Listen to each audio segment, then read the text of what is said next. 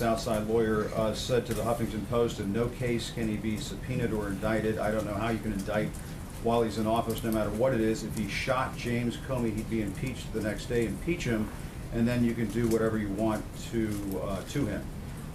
Is that appropriate language coming from the president's outside lawyer? Are you talking about the president shooting Jim Comey in that fashion?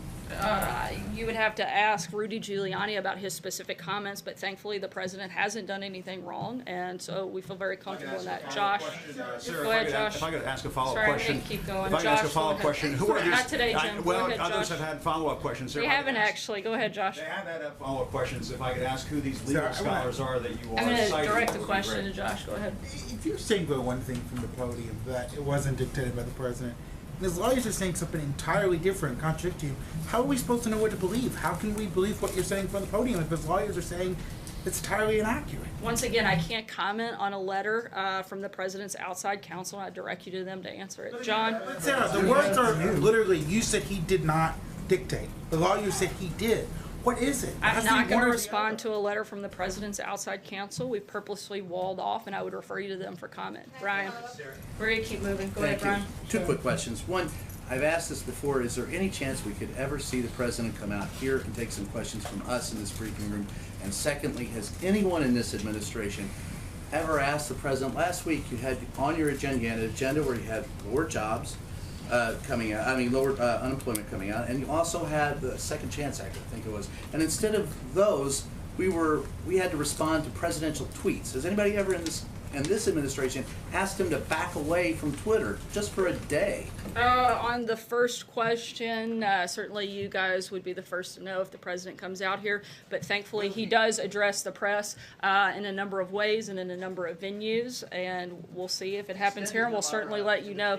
In terms of Twitter, the president uses Twitter to communicate directly to the American people. Frankly, you have the ability to choose what you want to write about, and you guys choose to write about things that the American people don't care about day in and day out, and that's a decision that you make, and frankly I think it's the wrong one.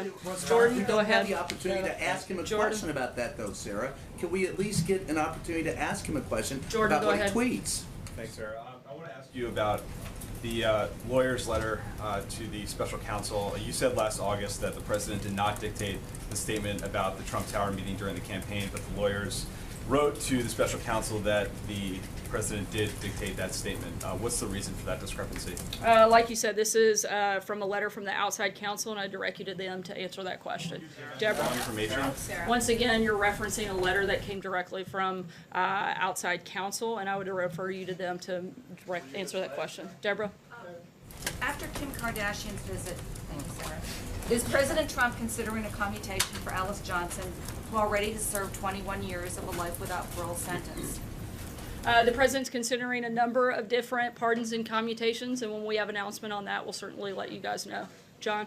Thanks a lot, Sarah. Since Robert Mueller was named the special counsel over a year ago, the president's team, his legal team, the Justice Department has never challenged the constitutionality of the special counsel. And yet the president today is doing just that. Why hasn't either the Justice Department or the president's legal team challenged the constitutionality? They have the right to do so in federal court, and yet they haven't done so. Again, scholars have raised a number of questions about the legality. But specifically, those two entities have not done it. The president's own lawyers have not done it, Sarah, and they can do so. You would have to ask them. I'm not here to speak on behalf of the outside counsel. What about the Justice Department? Can you speak on behalf of the Justice I would Department? refer you to the Justice Department. They have a pretty large comms team. They'd be happy to answer those questions. Steve? Sarah, I'm wondering if the White House stands by the comments that were made by the U.S. ambassador to Germany, who said that he was backing anti-establishment conservatives to take power in Europe. Seems like a very unusual thing for a U.S. diplomat to say towards friendly countries.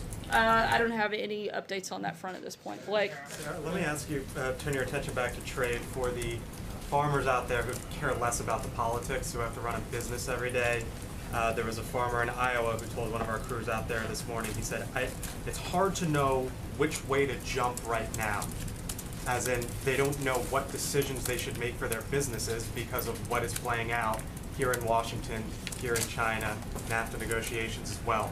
What would you tell those folks out there who are trying to run these businesses, who are trying to make a decision on which way to jump right now? Certainly, the president is trying to do everything he can to protect American farmers, American businesses, and he is negotiating with a number of countries, but also the president wants to make sure that we're ending unfair trade practices. The president has said that he wants to help protect farmers, and we're looking at a number of different ways to do that, and we're going to continue that throughout this process. Peter?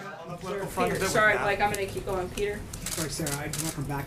In August, you said he certainly didn't dictate the statement. I wonder if you could tell us the basis of your comment when you made that in August, and do you think that still stands? Is that still operative statement, or do you retract that? Once again, this is a reference back to a letter from the outside counsel.